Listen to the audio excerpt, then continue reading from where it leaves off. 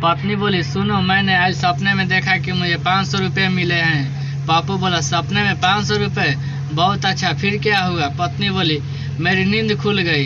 पप्पू बोला तुम तो मूर्ख हो, जागने से पहले बैंक में जमा कर देती। बुलेट ट्रेन तो उन देशों के लिए बनी है जहां समय की कमी है। हमारे देश में तो अगर कहीं जेसीबी लगी हो तो आधा गांव उसे देखने चला जाता है। ड्राइवर बैक कर रहा हो तो 15 आदमी आने दे में लग जाते हैं। एक लड़की शॉपिंग करने गई। लड़की बोली भैया अच्छा सा हार दिखाना। दुकानदार बोला ये लीजिए, एकदम नया ब्रांड है। लड़की बोली नहीं, कोई अंगूठी दिखाओ।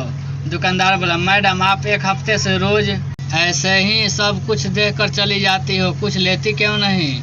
लड़की बोली भैया मैं तो रोज कुछ ना कुछ लेके जाती हूँ, आप ध्यान ही नहीं देते। दो पंडितों में लड़ाई हो रही थी, उन्हें लड़ते बहुत देर हो गई। तीसरा पंडित पूछा क्या हुआ, क्यों लड़ाई कर रहे हो? एक पंडित बोला जब मैं लहसुन प्याज नहीं खाता तो इस साले ने चिकन में डाला क्यों?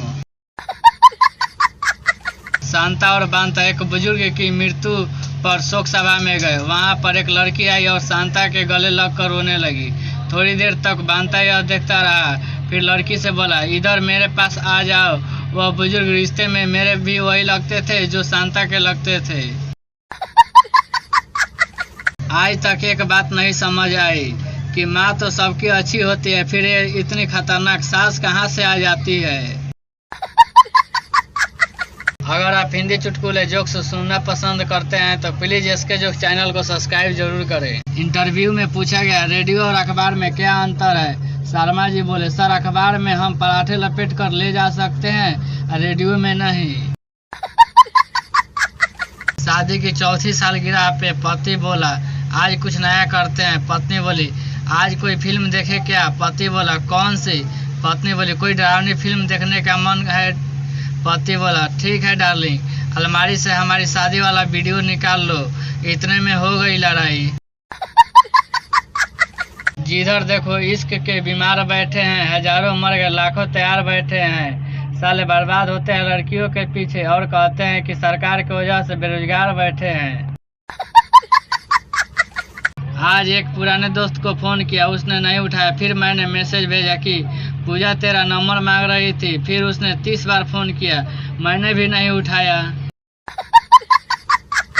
पप्पू बोला यार लगता है मेरी पत्नी मेरे साथ बेवफाई कर रही है। चिंटू बोला वो कैसे? पप्पू बोला यार कल रात वो घर पे नहीं थी, मैंने पूछा तो बोली कि अपनी सहेली के घर गई थी, पर उसकी सहेली के घर पे तो मैं था।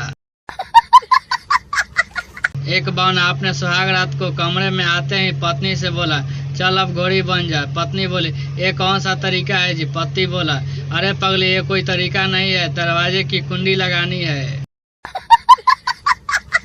एक महिला एक सांड को हलवा पूरी खिला रही थी।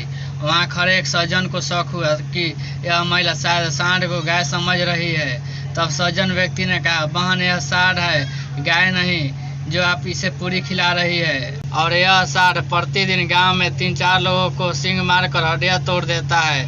महिला बोली भाई साहब मुझे पता है कि यह सांड है, पर आपको नहीं पता कि मेरे पति हड्डियों के डॉक्टर हैं और उनका हॉस्पिटल इसी सांड की वजह से चल रहा है।